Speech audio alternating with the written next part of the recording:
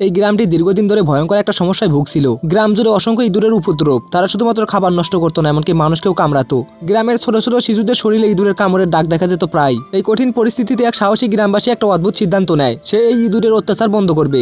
সে গ্রামের প্রতিটি রাস্তায় ইঁদুর আকৃষ্ট করার জন্য বিশেষ গুঁড়া ছড়িয়ে দেয়, যেগুলো সব পথ ধরে গিয়ে মিলে গ্রামের মাঝখানে। লোকটি এরপর একটা আগুন জ্বালিয়ে সেই গুঁড়োগুলো ছড়িয়ে দিয়ে ধোঁয়া তৈরি করে। ধোঁয়া তখন পুরো গ্রাম ঢেকে ফেলে। গ্রামবাসীরা তখন মুখে মাস্ক পরে অপেক্ষা করতে থাকে। ধীরে ধীরে ধোঁয়ার চাপে লুকিয়ে থাকে হাজার হাজার ইঁদুর বেরিয়ে আসতে শুরু করে। লোকটি তখন বাঁশি বাজাতে শুরু করে। বাঁশি সুরে ইঁদুরগুলো তখন একসাথে একদিকে যেতে থাকে, যেখানে আগে থেকেই ফাঁদ পাতা ছিল। ইঁদুরগুলো তখন একটা গুহার মধ্যে ঢুকে পড়ে, আর তখন তারা গুহার উপরে একটা পাথর চাপা দিয়ে মুখটা আটকিয়ে দেয়। অন্যদিকে এই লোকটি গ্রামের বাইরে একদিন দৌড়াতে বের হয়। নির্জন জায়গায় গিয়ে সে তখন নিজের ছবি তুলছিল। ছবি দেখতে গিয়ে সে তখন অবাক হয়ে যায়। তার ছবিতে একটা অদ্ভুত পানি দেখা যাচ্ছে। সে চারপাশে তাকাতেই পানিটি তখন গর্তে ঢুকে পড়ে। কৌতূহলবশত সে তখন গর্তের কাছে গিয়ে দেখে যে পানিটি তার সাথে কথা বলতে শুরু করেছে।